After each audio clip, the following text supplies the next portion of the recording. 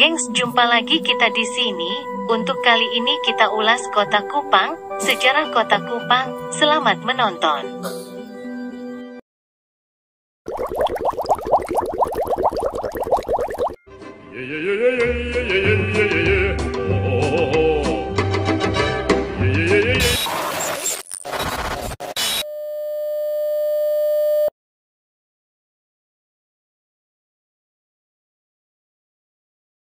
Legenda Kupang bukanlah cerita fantasi atau dongeng pengantar tidur yang biasa dilakukan untuk anak-anak kecil di kampung.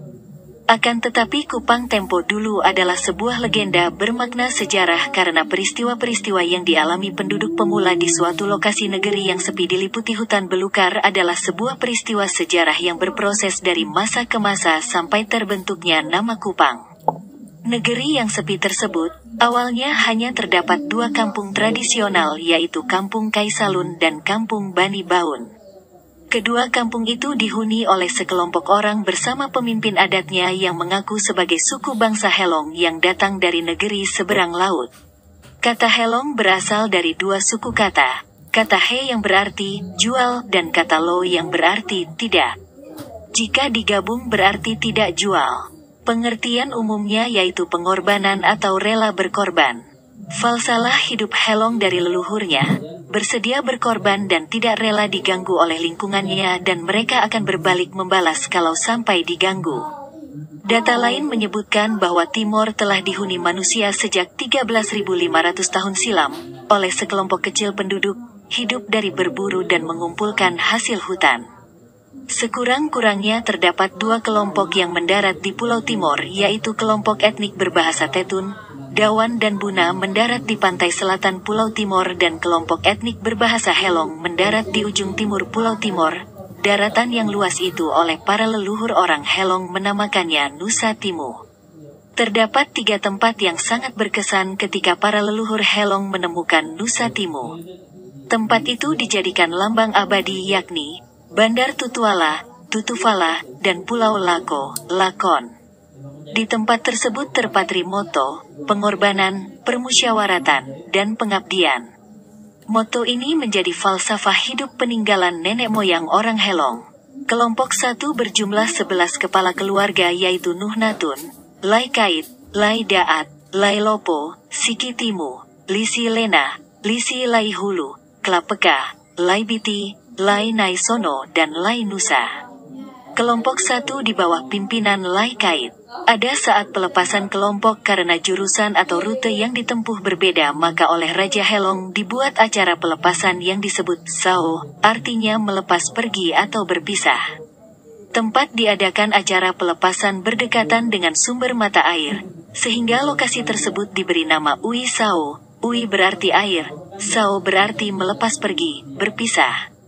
Penyebutan air menurut bahasa Helong yaitu Ui namun karena pengaruh bahasa Rote menjadi Oe sehingga nama tempat itu dikenal dengan nama Usao. Kelompok 1 berjalan lewat tanah datar arah matahari terbenam yakni dari Uisao tiba di suatu lokasi untuk mencari minum. Mereka membuat alat untuk minum dari daun lontar yang dinamakan sapat atau hai, sehingga lokasi tersebut dinamakan Uisapat saat ini dikenal dengan Usapa. Setelah melanjutkan perjalanan kelompok 1 bertemu dengan anggota rombongan Lai Topan yang sudah lama tinggal menetap di Kaisalun dan Buni Baun. Atau Buni Baun berarti terlindung, tersembunyi dan aman. Di lokasi ini dulu kala terdapat gua, liang. Lokasi Buni Baun berkembang menjadi kampung yang disebut Buin Baun. Saat ini kampung itu dikenal dengan nama Bonipoy.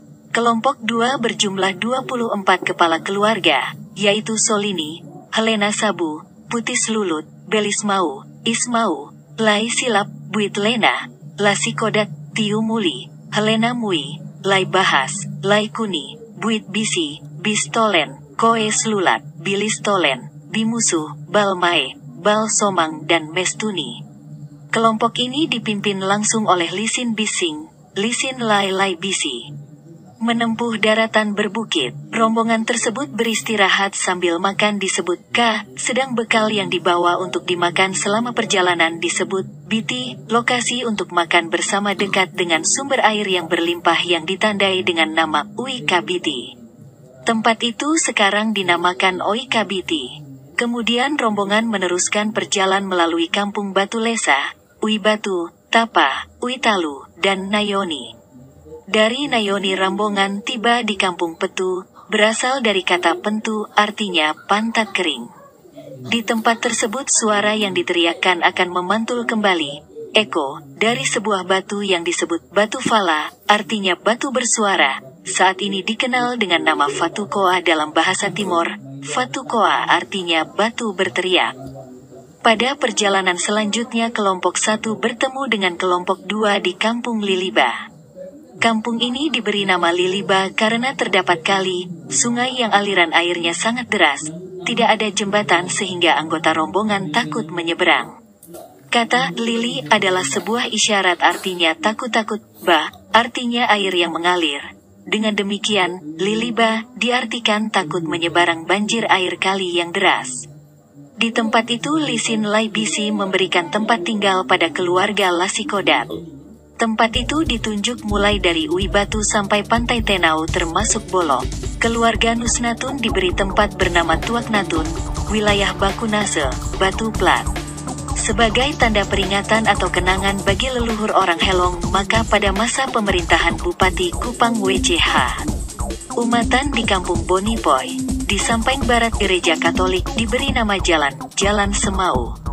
Nama Buni Baun, Buin Baun, sangat populer bagi orang-orang Helong sehingga pada peristiwa adat sering dimunculkan syair-syair adat. Demikian pula orang-orang Helong dari Semau yang ingin datang ke Kupang, dikatakannya mau ke Buin Baun. Berselang beberapa generasi Lisin Bising, Lisin Laibisin, bermukim di Boni Baun.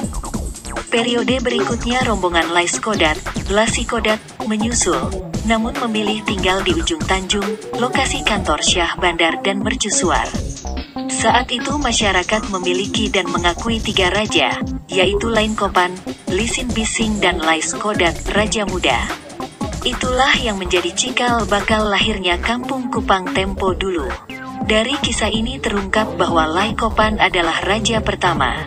Tugas utamanya telah merintis payung koordinasi kehidupan kemasyarakatan, pemerintahan dan perdagangan tradisional serta keamanan lingkungan bagi warganya. Raja kedua adalah Lisin Bising.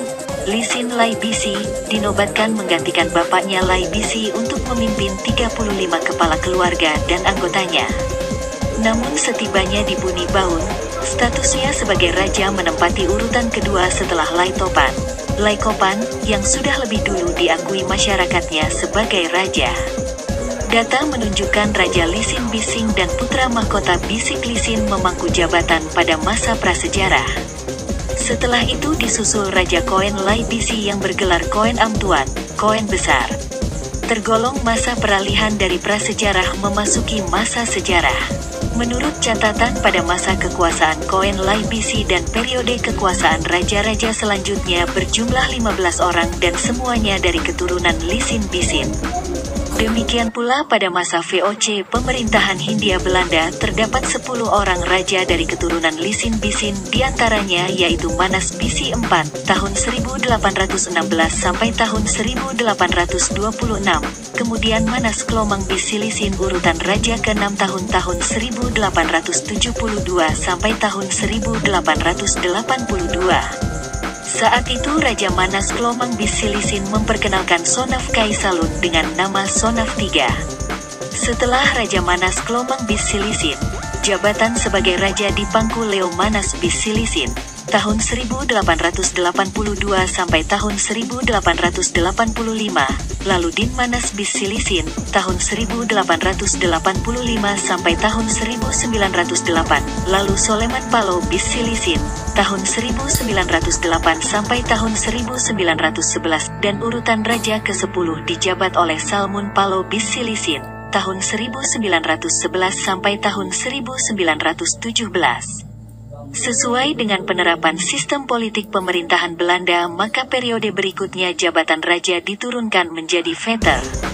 Pada masa prasejarah di daratan timur bagian Indonesia terdapat 4 bahasa daerah yaitu bahasa Mare atau Buna, berdiam di Belu bagian timur laut berbatasan dengan negara Timor Leste. Bahasa Tetun, di Belu sebagian timur tengah utara. Bahasa Dawan, di timur tengah selatan dan sebagian timur tengah utara. Bahasa Helong, masyarakatnya menempati Pulau Semau, Kupang Tengah, Kolhua, Biupu, Uihani, Ui Laut Sala, Huan Boke, Bismara. Kupang Barat, Bolok, Binael, Alak, Boenana, Ui Matnunu, Ui Lesa, dan sebagian Toblolong dan Clyde. Menurut memori Residen Kartaus pada abad ke-17 berturut-turut tiba Kupang, 4 rombongan suku, yaitu suku Pitais yang dari Takaib dan Pasi, suap Raja Fatuleo. Kepalanya diangkat sebagai Raja Kupang selaku Veter. Diberi tempat kediaman di Pola, Upura. Suku Amabi dari Amanuban. Rombongan Amabi diterima baik oleh Raja Kupang dan diberi tempat tinggal di dekat kebun raja di Bonipoy, sebelah gereja Katolik. Kelompok ini membentuk kerajaan Amabi Tambaring. Suku Taebenu berasal dari pegunungan Mollo. Kepala suku diterima baik oleh raja, diberi tempat kediaman di Baumata, kemudian membentuk kerajaan Taebenu. Suku Sobai diutus oleh Sobai Besar di Paeneno, Oenam. Kepalanya bernama Bakibena Sobai. Rombongan diterima baik oleh raja, diberi tempat di bukit sebelah barat benteng Portugis, sekarang Nunhila. Kemudian pindah ke Bakunase dan membentuk kerajaan Sobai kecil. Kupang bagi orang Helong dinamakan Kai Salun Buni Baun. Hal ini diketahui lewat sejarah dan asal-usul kota Kupang. Adalah Raja Koen Bisi Il atau Koen Amtuan memerintah warganya untuk membangun pagar batu di sekeliling pagar istana. Pagar batu tersebut adalah batu alam bersusun ke atas berlapis 4. Kondisi tersebut menurut bahasa Helong yaitu pan. Oleh rakyat atau warga yang ini berurusan atau menemui Raja Koen di tempat yang disebut pan, sehingga sering disebut Koenpan.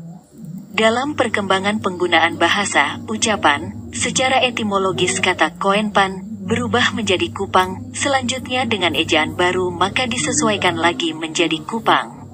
Sebagai tanda penghormatan terhadap leluhur Lai Bisi yakni moyang dari Koen Lai Bisi, maka oleh pemerintah Kabupaten Kupang menggantikan nama kampung Cina menjadi Kelurahan Lai Bisi Kopan. Demikian yang dapat kami ulas untuk kota Kupang, Nusa Tenggara Timur. Terima kasih sudah menonton, jangan lupa like, komen, dan subscribe.